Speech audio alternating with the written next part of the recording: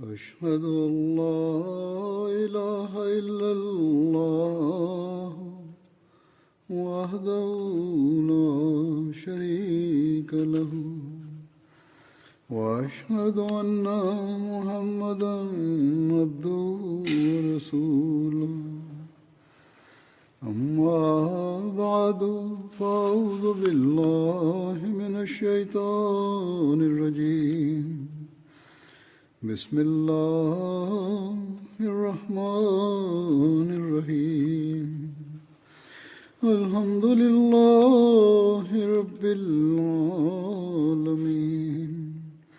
الرحمن الرحيم مالك يوم الدين إياك نعبد وإياك نستعين اهدنا الصراط المستقيم صراط الذين أنعمت عليهم غير المغضوب عليهم ولا الضالين وعد الله الذين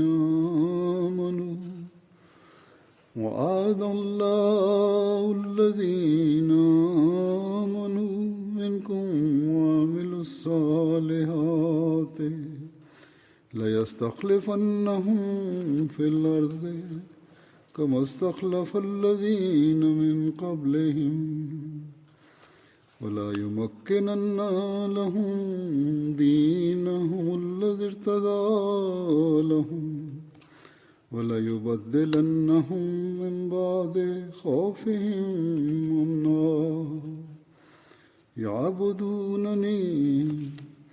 يعبدونني لا يشركون بي شيئا ومن كفر بعد ذلك فأولئك هم الفاسقون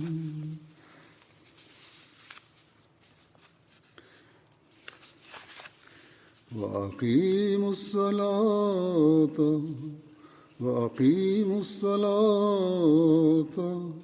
وآتوا الزكاة وأطيعوا الرسول لعلكم ترحمون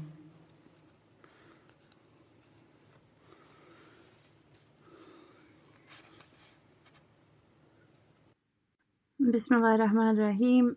Hazreti Halifatul Mesih peti da Allah bude njegov pomagač poslije sure El-Fatihe je proučio 56. i 57. ajet sure An-Nur. Prijevod glasi: Allah je čvrsto obećao onima od vas koji vjeruju i čine dobra djela da će ih on sigurno odrediti halifama, nasljednicima na zemlji, kao što je odredio halifama one prije njih, i da će im on učvrstiti njihovu vjeru koju je on odabrao za njih, i da će im on nakon straha njihova u zamjenu dati sigurnost. Oni će obožavati mene i neće nikoga meni pridruživati, a onaj koji bude nezahvalan poslije toga, pa to su oni koji su neposlušni. I obavljajte namaz i dajte zekat i pokoravajte se poslaniku, da vam bude pokazana milost. Juče je bio 26. što obilježavamo u džematu kao dan hilafeta, i na taj dan džemat održava razne sastanke da bi se podsjetili svega u vezi institucije hilafeta i blagoslova, i da bi postali oni koji poslije davanja zakletve hilafetu postanemo primaoci Allahovog blagoslova. Allah dželle šanuhu nas je blagoslovio time što smo prihvatili onoga kojeg je Allah poslao i koji je preporodio učenje Islama na današnjici. I poslije obećanog Mesije alejhi selama mi dajemo zakletvu hilafetu tako da praktikujemo učenje obećanog Mesije i da ga širimo širom svijeta. Onda kada smo povezani sa hilafeti Ahmedija, to stavlja na nas velike dužnosti i mi trebamo da se trudimo da ispunimo sve dužnosti prema ovome hilafetu i te dužnosti je Allah dželešanu stavio na nas. U ovim ajetima koje sam proučio, obećanje koje je uzvišeni Allah dao nama, to jeste da će uspostaviti sigurnost, to jeste da trebamo da klanjamo, trebamo da nikada ne pripisujemo partnera Allahu. To znači uvijek se klonuti širka. I da bi ovo postigli, onda obožavanje, to jeste naši namazi, su neophodni i moramo da bi uspostavili to obožavanje koje je uzvišeni Allah naredio, onda to je kroz namaz. Također moramo da budemo pokorni časnom poslaniku sallallahu alejhi ve sellem.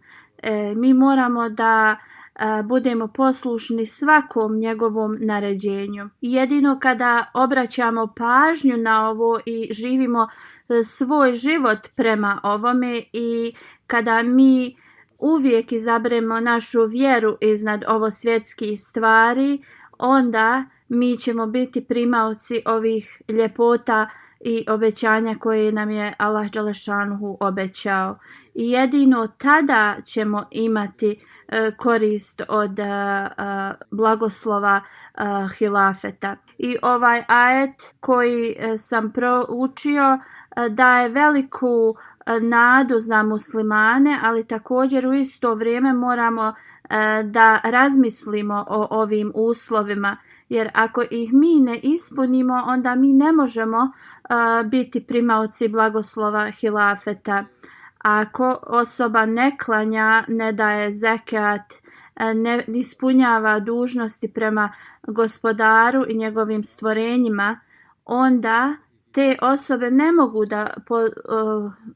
mogu da dobiju blagoslove Allaha dželešanuhu. I onda da jedino učimo o našoj historiji i kao da slavimo dan hilafeta, to nema veliku ulogu za nas.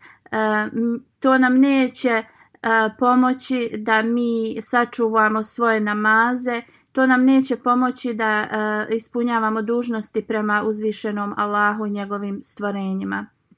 Onda da jedino ovako obilježavamo ovaj dan nema koristi ako mi ne ispunjavamo sve uslove ovog dana ili ovog blagoslova od hilafeta.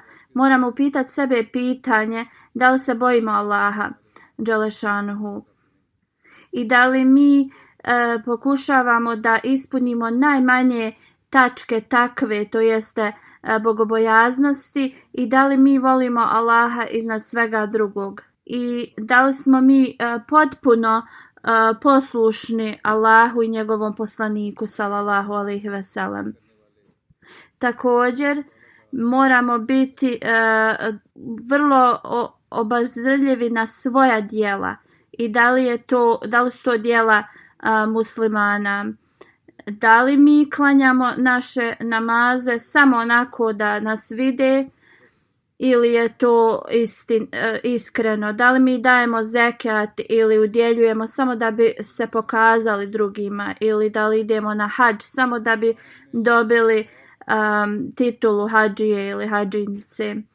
Jedino možemo biti potpuno poslušni uzvišenom Allahu i njegovom poslaniku sallallahu alejhi ve sellem kada su naša djela jedino da bi postigli Allahovo zadovoljstvo.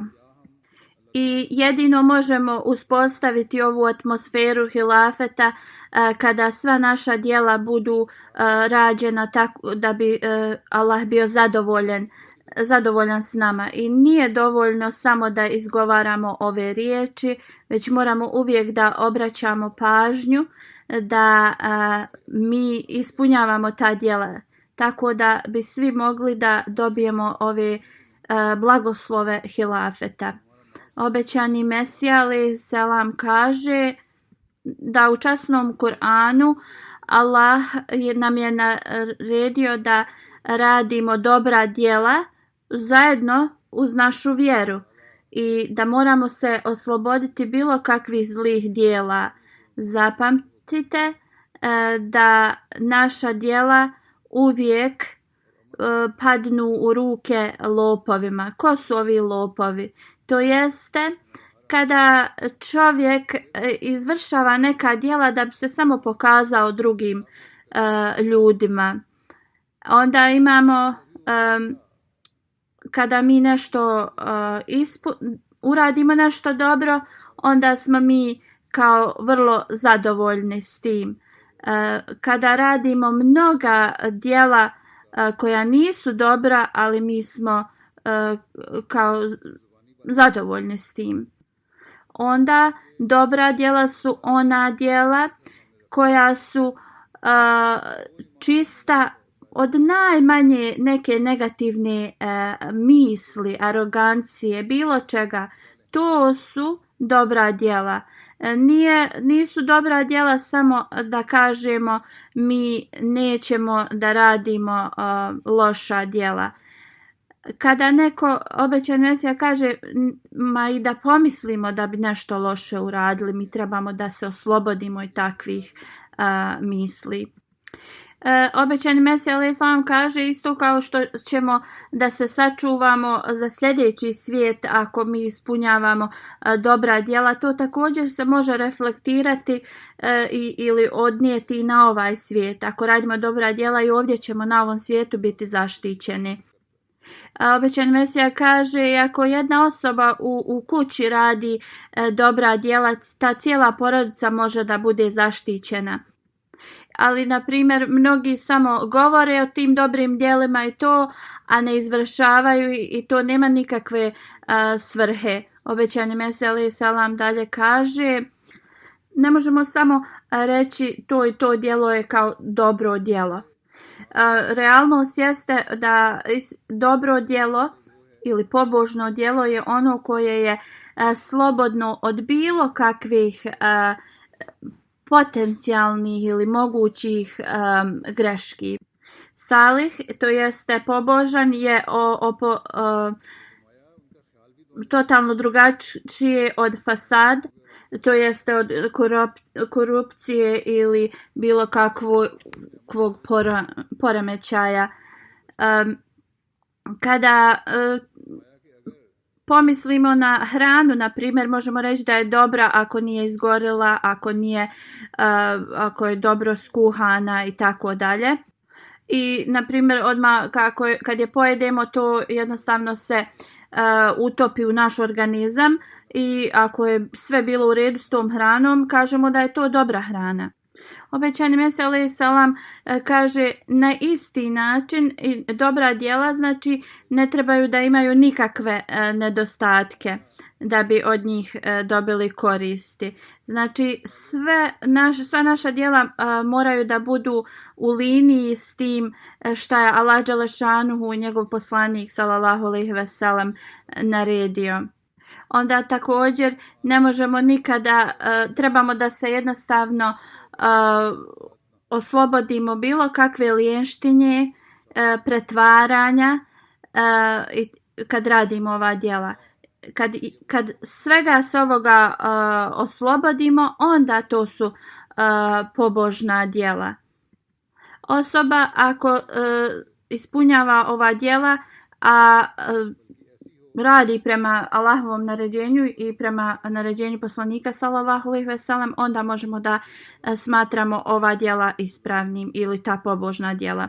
Obećani Mesija alejhi selam dalje govori da je ovo vrlo važno. Ako osoba postigne ovaj stepen, onda ta osoba će da bude primaoc svih ovih blagoslova koje nam Allah dželešanuhu spominje u Kur'anu.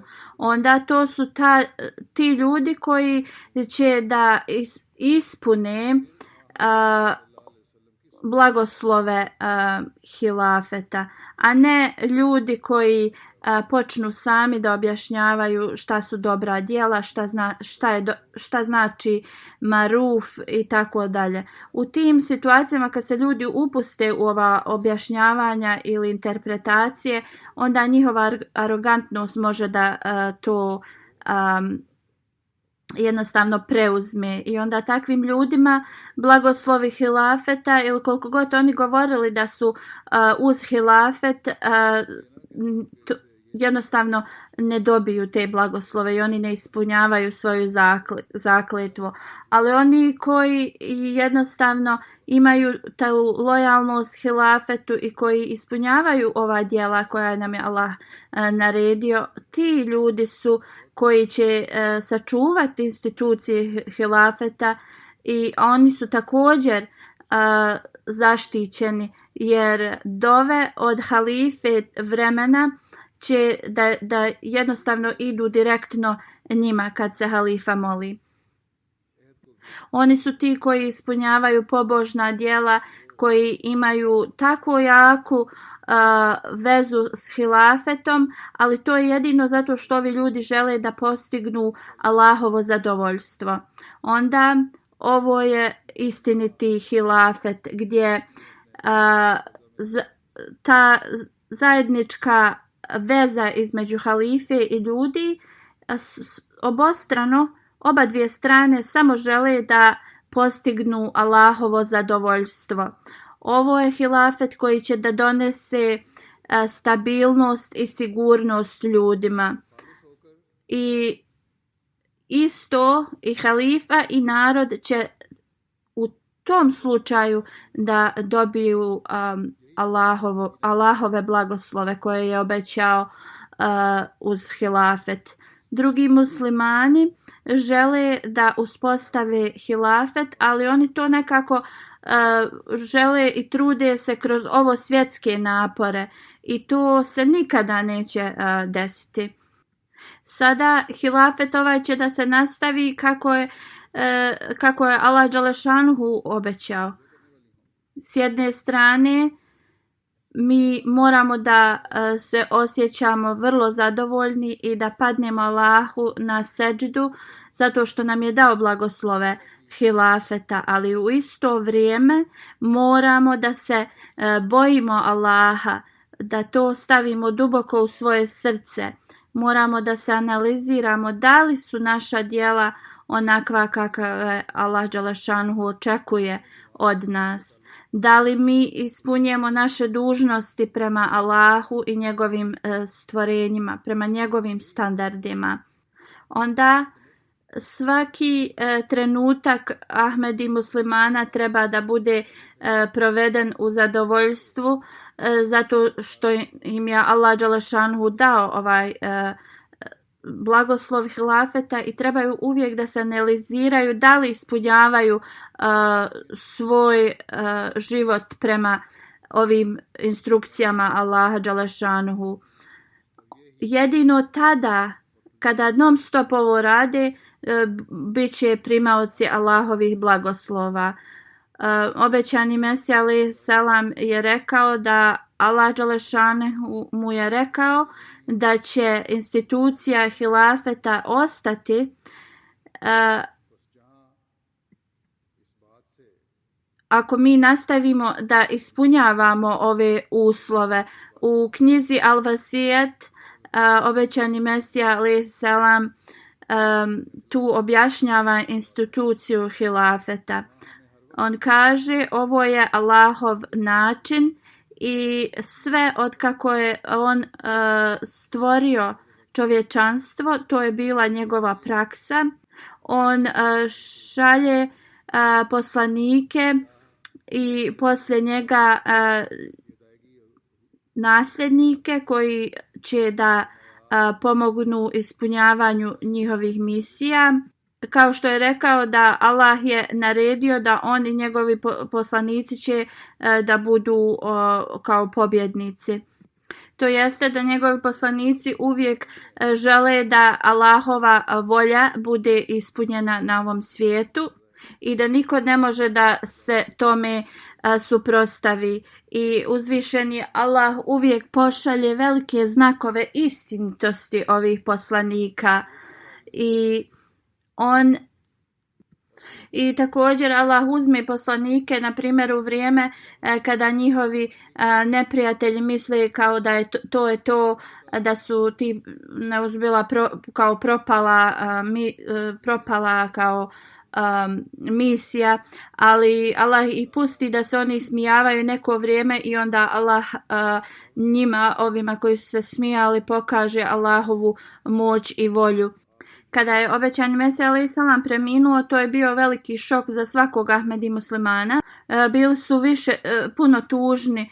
U isto vrijeme oponenti su se smijali i kada je obećani Mesija alejhi selam preminuo, razne laži ili statementi su govoreni da kad neko čuje moraš se postiditi takvih riječi. I jednostavno zapitati se da jednostavno osoba koja vjeruje Allaha i njegovog poslanika sallallahu alejhi ve sellem može biti kao karakterisana na takav način od drugih. I Halifatul Mesih kaže, ja ne želim da ovdje govorim te njihove riječi, ali ću da spomenem kako su ovi protivnici davali sve od sebe da rasture ovu zajednicu obećanog Mesija alejhi selama. Neki bi govorili kao Ahmedi su kao došli tobe od Ahmedijata.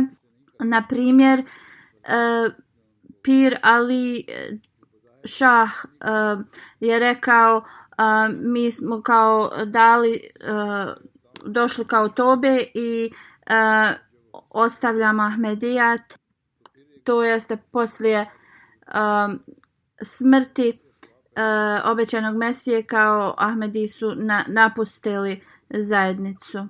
Hođa Azhan je rekao Ahmedi trebaju da se odreknu, da vjeruju u obećanog Mesiju, zbog toga jer bez Mirza Sahiba, zato što je on preminuo, Ahmedi neće moći da se odbrane ovim protivnicima. I kao raspašće se ta zajednica.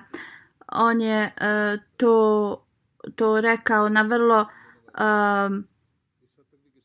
nježan način, kao na način da se on brinuo za zajednicu i zbog toga trebaju da napuste Ahmedijat i trebaju da se ovi pridruže drugim. Ali šta on nije znao jeste da on nije mogao da uništi obećanje koje je Allah dželešanuhu dao obećanom Mesiji alejhi selamu i kad mu je rekao ja sam uz tebe i uz tvoje voljene. Allah dželešanuhu je dao radosne vijesti obećanom Mesiji alejhi selamu. Rekao mu je da poslije njega institucija hilafeta će biti uspostavljena i sva ova obećanja od Allaha će da budu ispunjena kroz njih. Obećani Mesija alejhi selam je rekao uvijek zajednice poslanika su doživjele drugu manifestaciju poslije poslanika. I ovi neki koji imaju manju vjeru, Ahmediz, oni nekad ne spominju da je Ahmedija zajednica nastala poslije poslanika. Obećani Mesija alejhi selam, on je rekao da je on poslanik.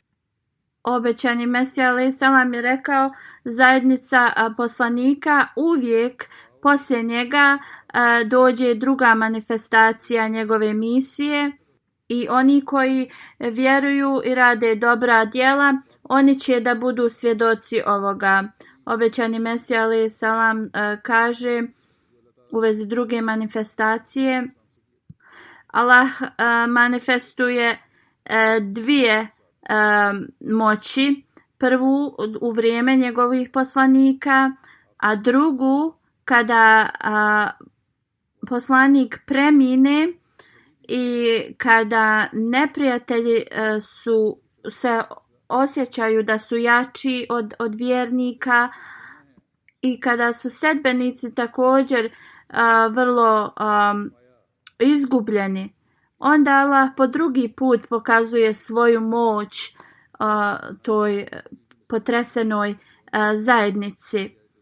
I ona osoba koja ostane strpljiva vidjet će ljepote te druge manifestacije, kao što možemo vidjeti kada je poslanik sallallahu alejhi ve sellem preminuo i manifestaciju Ebu Bekra radijallahu anhu. Ashabi časnog poslanika sallallahu alejhi ve sellem su toliko bili tužni da su se jednostavno izgubili su sve oblike razuma i razmišljanja, dok Allah dželešanuhu nije poslao Ebu Bekra Sidika da im pokaže tu drugu manifestaciju Allahove moći i da ispuni riječi ajeta, da će on nakon straha njihova u zamjenu dati im sigurnost. Obećani Mesija alejhi selam dalje govori, dragi moji prijatelji, pošto je ovo sunetullah, praksa uzvišenog Allaha, da Allah pošalje dvije manifestacije, znači nije moguće da će Allah svoj sunet da zaustavi sada. Nemoj da budete zabrinuti, nemojte da se brinete, vi ćete da vidite drugu manifestaciju, to jeste manifestaciju koja će da traje do sudnjeg dana. A ta druga manifestacija ne može se desiti dok ja ne odem od vas, kao što je uzvišeni Allah to obećao. I ovo obećanje od Allaha dželešanuhu nije za mene, već za džemat. Allah je rekao, ja ću učiniti tvoj džemat i tvoje sledbenike do sudnjeg dana da su iznad drugih. I znači vidjet ćete dan mog odlaska, ali također ćete vidjeti Allahovo obećanje druge manifestacije koju je Allah obećao. Allah će da vam pokaže sve ono što je obećao. I mnoge nesreće će da se dese, ali ovaj svijet će da nastavi da opstaje i dok sve Allahova obećanja se ne ispune. Ja sam Allahovo obećanje i ja kada odem s ovog svijeta, onda Allah dželešanuhu će da pošalje poslije mene drugu manifestaciju njegove moći, drugu osobu i vi trebate da nastavite da se molite. Tako prema predskazanju obećanog Mesija alejhi selam kojemu je Allah dželešanuhu dao, mi sada vidimo ovo obećanje kako se ispunjava preko 113 godina. To jest obećanje hilafeta. Kada je obećani Mesija alejhi selam preminuo, neki ljudi su govorili kao glava džemata je odrubljena i da nisu, kao da im ništa nije ostalo. neki ovi statementi su, kao spomenuo sam i već, da su neki govorili da ljudi trebaju da napuste Ahmedijat. Kad je Halifetul Mesih prvi postao halifa, bilo je objavljeno u nekim novinama kao šta će sad ovi od Mirze zajednica da radi. Osoba koja im je postavljena za vođu može i samo možda da podučava Kur'an u džamijama. I šta ovi neznani ljudi, šta oni mogu da govore i da smanjuju i ovaj princip učenja podučavanja Kur'ana. Drugi, kad je poslanik Ibrahim molio se Allahu da iz njegovog potomstva dođe poslanik sa šerijatom, i taj isti šerijat koji je donio taj poslanik, oni znači umanjuju ljepotu tog ili značenje ili značaj tog šerijata sa ovim njihovim statementima. Obećani Mesih alejhi selam je poslan svijetu da proširi učenje ove iste knjige koju je poslanik sallallahu alejhi ve sellem donio, i prema njoj institucija hilafeta je uspostavljena. Kada je Hazreti Halifatul Mesih prvi radijallahu anhu čuo ovo šta oni govore, rekao je da Allah dželešanuhu, molio se da Allah dželešanuhu ispuni to, da je on u stanju da poduči ljude Kur'anu, i on je to uradio na vrlo značajan i odličan način. Ovi neprijatelji, oni su mislili da će se tad džemat da raspadne. Hazreti Halifatul Mesih prvi je odgovorio ovim licemjerima na način da niko nije mogao da širi nikakve lažne vijesti ili u svom prvom govoru rekao je članovima džamata, nije važno kakvo je vaše mišljenje, ali sada trenutno vaša dužnost je da budete potpuno poslušni meni. Onda na drugom mjestu Halifatul Mesih prvi radijallahu anhu u Mešđid Mubarek u Kadijanu je rekao kroz svoja djela i kroz svoje riječi i djela, uradili ste toliko, kao povrijedili su ga, i rekao je, ja ne stojim u vašem novom dijelu, kao oni su proširili bili tad mešđid, ja stojim na dijelu u kojem je Mirza bio, to jeste u starom dijelu džamije je stajao, a ne u dijelu gdje se poslije s donacijama džamatlija napravilo.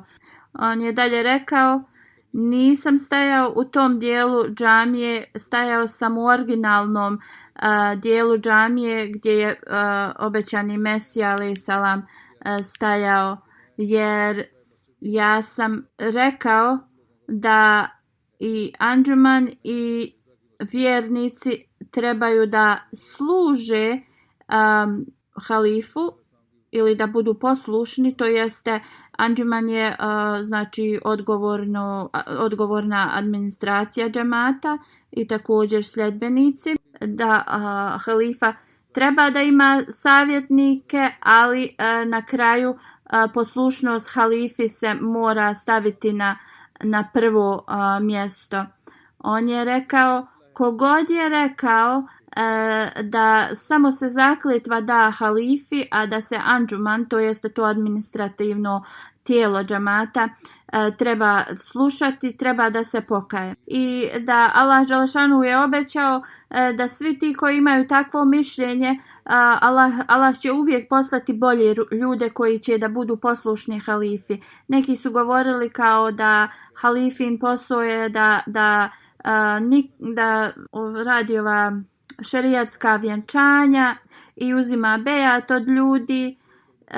On je rekao onda ovo može bilo koji hođa da radi, koja je onda potreba halife. Uopšte nigdje se ne spominje da su ovo dužnosti halife.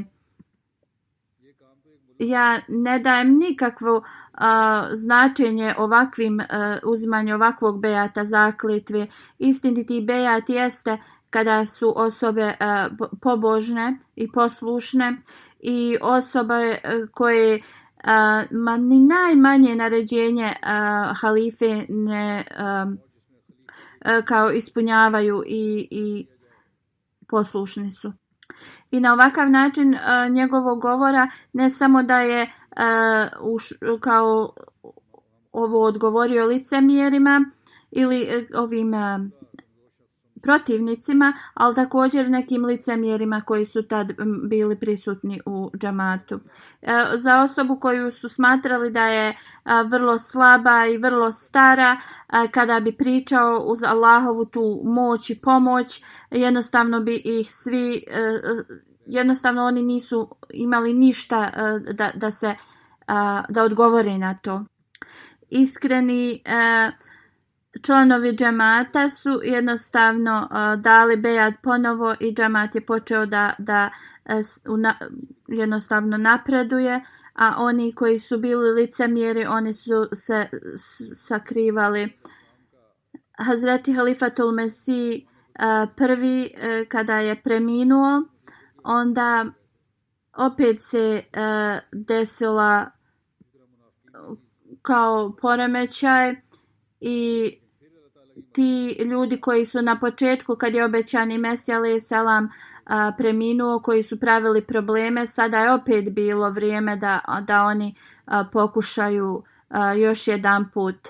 Ali kao što je Allah dželešanuhu obećao da će da sačuva instituciju hilafeta, to je opet uradio kada je Hazreti Mirza Beširudin Mahmud Ahmad ponovo kad je izabran za halifu. Oni su ti licemjeri su pokušali, dali sve od sebe da ovo zaustave i ti ljudi su tada isto počeli da jednostavno govore da nema potrebe da ima halifa, da se izabere halifa, da budu ovi kao neki administrativno tijelo i tako dalje, ali Halifatul Mesih drugi je jednostavno bio vrlo nepomičan i rekao je: vi koga god izaberete za halifu, ja sam spreman da dam svoju zakletvu toj osobi, ali bez halife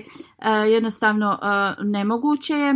Oni to nisu htjeli i prema uputama obećanog Mesija alejhi selama ljudi, vjernici su se oko 2000 njih je bilo u Mesdžid Mubarak i svi su prihvatili Hazreti Mirza Beširudin Mahmud Ahmed za halifu.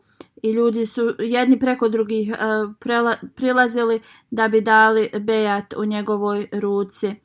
I ti ljudi koji su bili prisutni rekli su isto kao da su meleci donosili te ljude da daju bejat.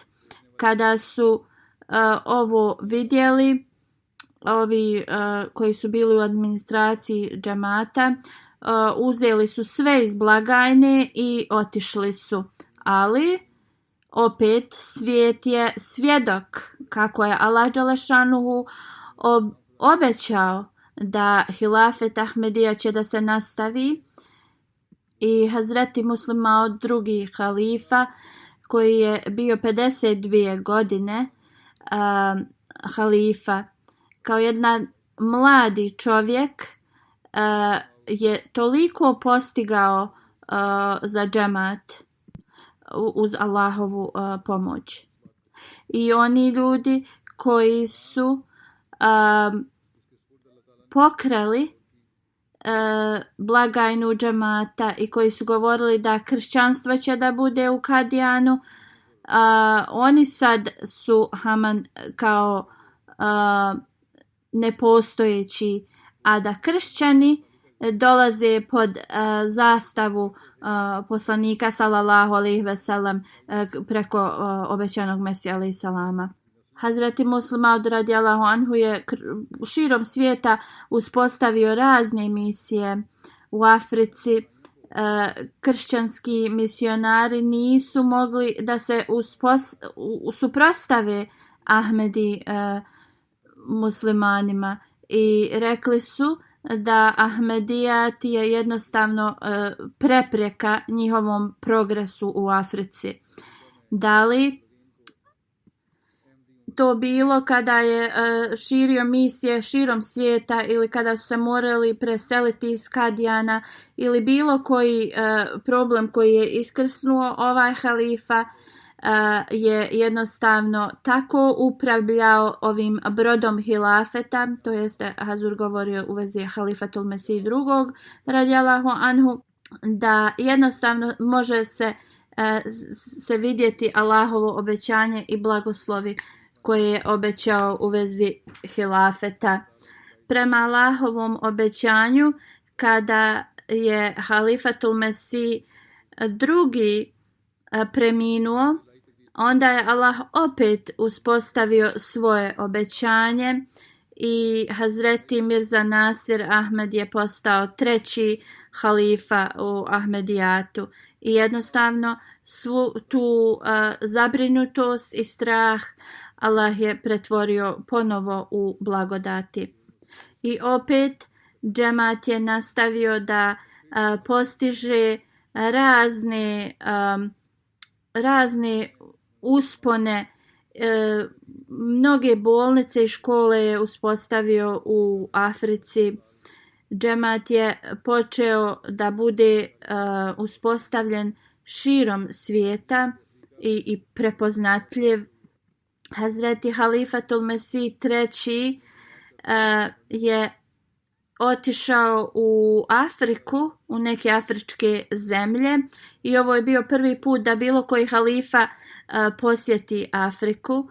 1974. godine vlada Pakistana je uvela zakon da Ahmedi muslimani budu proglašeni nemuslimanima, ali uz Allahovu pomoć Allah je uvijek sačuvao i Ahmedi muslimane i hilafet.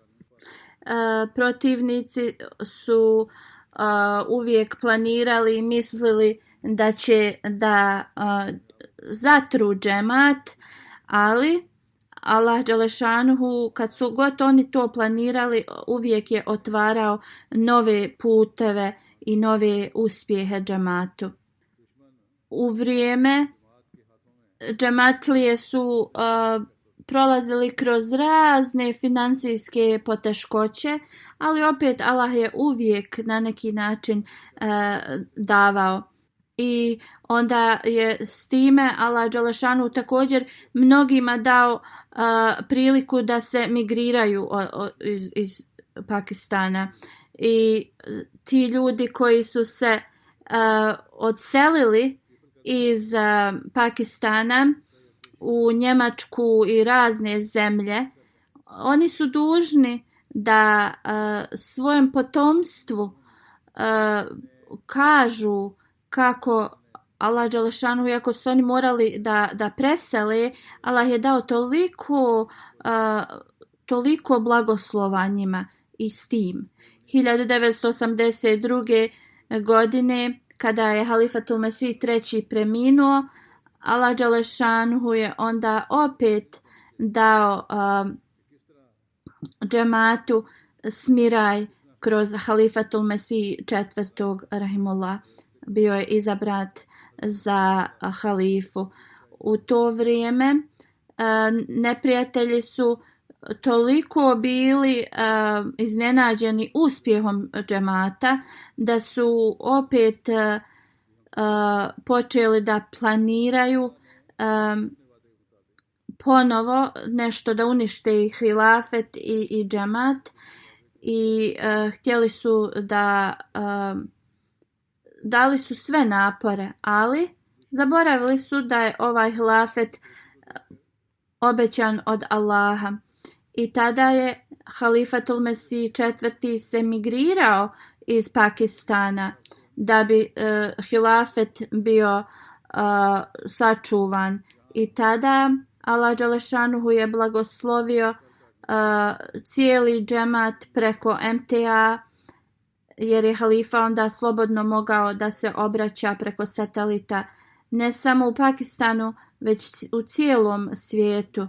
I Allah je otvorio mnoge putokaze i Ahmedijat se uspostavio u raznim zemljama i predjelima svijeta. Onda prijevod časnog Kur'ana se još više povećao i na razne jezike džemat je preveo. Onda 2003. kada je Halifatul Mesih četvrti preminuo, Allah dželešanuhu je opet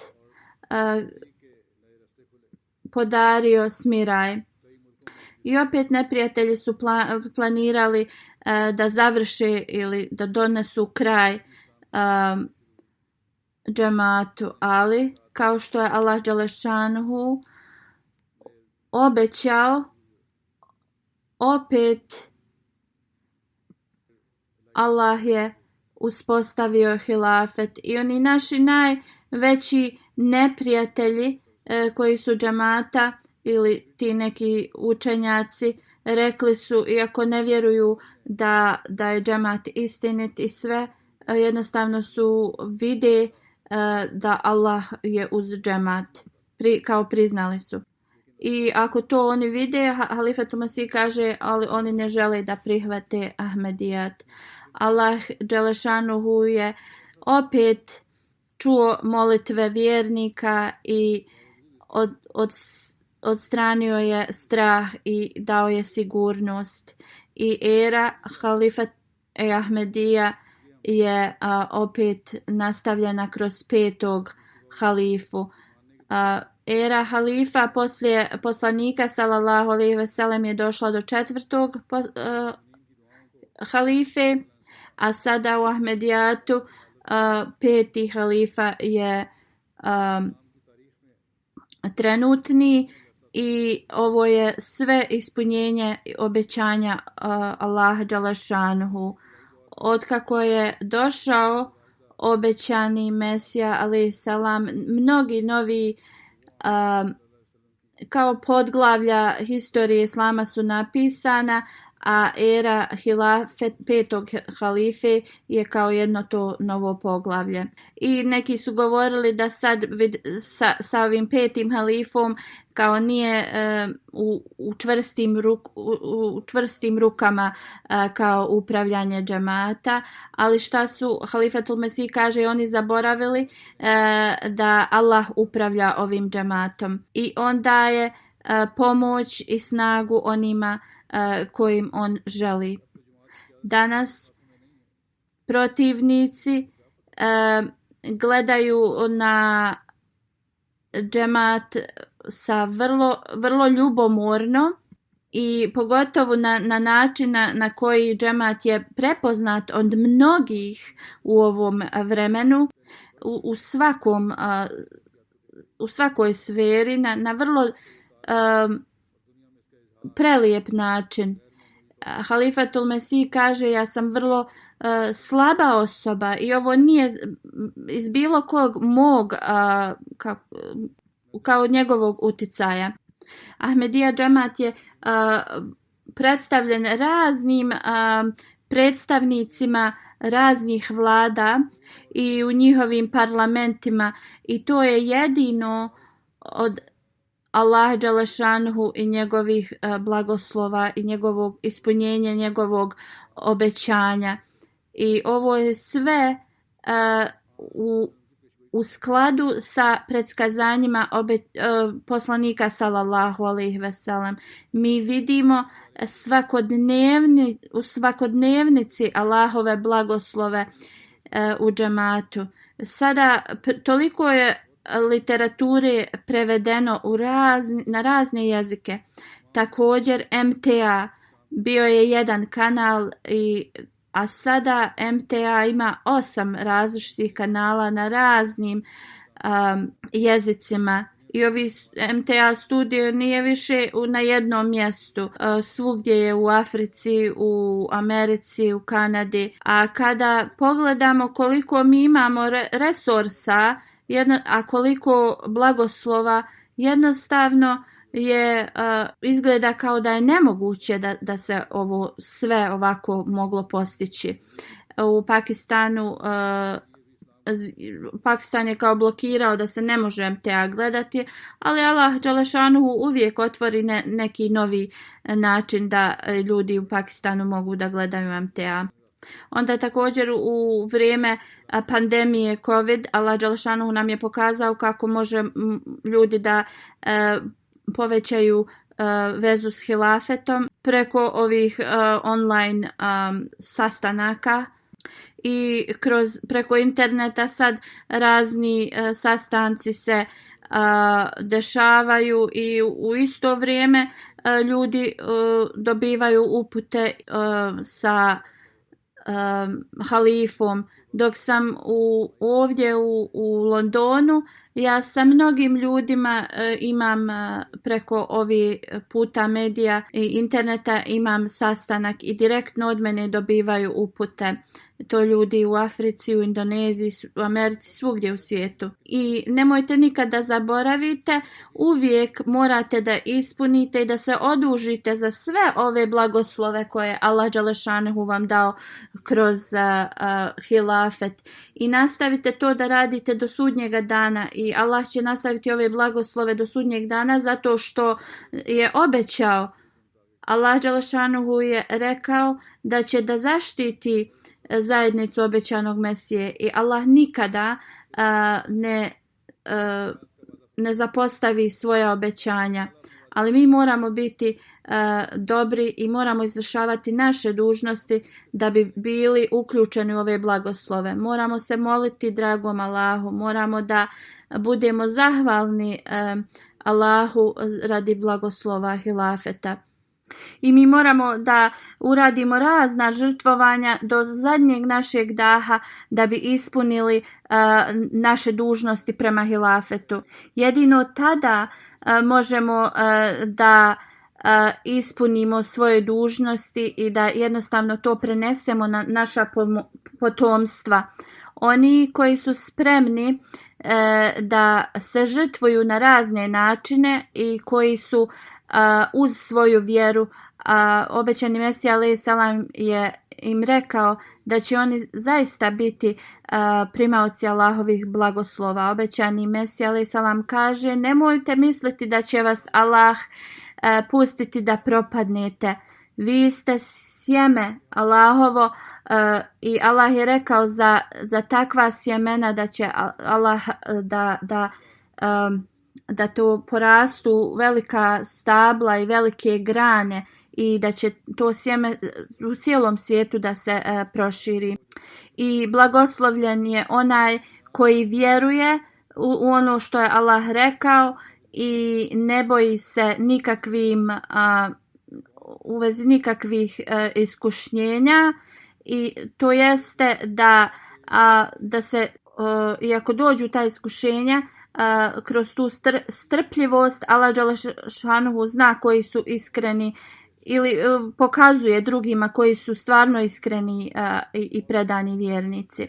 Ali svi oni koji ostanu strpljivi do kraja i koji prođu kroz razne poteškoće, kroz ruganja drugih ljudi i tako, ti na kraju će biti spašeni i vrata blagoslova će biti otvorena za takve ljude. Allah mi je rekao da trebam da informišem svoj džemat, da oni koji vjeruju i njihova vjera nije nimalo dotaknuta nikakvim licemjerstvom ili ovosvjetskim stvarima, i da te osobe su uvijek predani.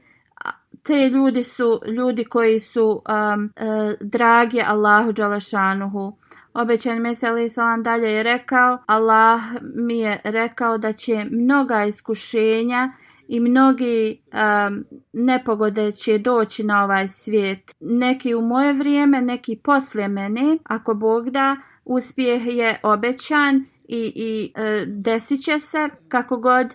Neka nas uzvišeni Allah uvijek ostavi da budemo oni strpljivi robovi njegovi i da budemo oni koji vidimo uspjeh naše zajednice, da nam Allah pomogne da ispunimo svoj bejat ili zakletvu koju smo dali, da naše dove, naši namazi da postignemo zadovoljstvo Allaha kroz njih i da mi budemo oni koji čuvamo instituciju hilafeta i da učimo svoje potomstva tako da to se nastavi do sudnjega dana. Još jednom vam govorim da se okrenete prema dovama, molite se za ljude u Pakistanu, u Palestini, molite se za sve ljude, nije važno da li su u Palestini ili bilo gdje, oni koji prolaze kroz nešto, molite se za sve Ahmedi muslimane da oni zaista uspostave učenje obećanog Mesija alejhi salama. Molite se za ljude koji nisu prihvatili obećanog Mesiju alejhi salama, da oni ga prepoznaju i pridruže se zajednice i da mi budemo oni koji će da vide zastavu poslanika sallallahu alejhi ve sellem i teuhid Allahovo jedinstvo u svijetu i da ta vjera u jednog Boga se uspostavi u cijelom svijetu.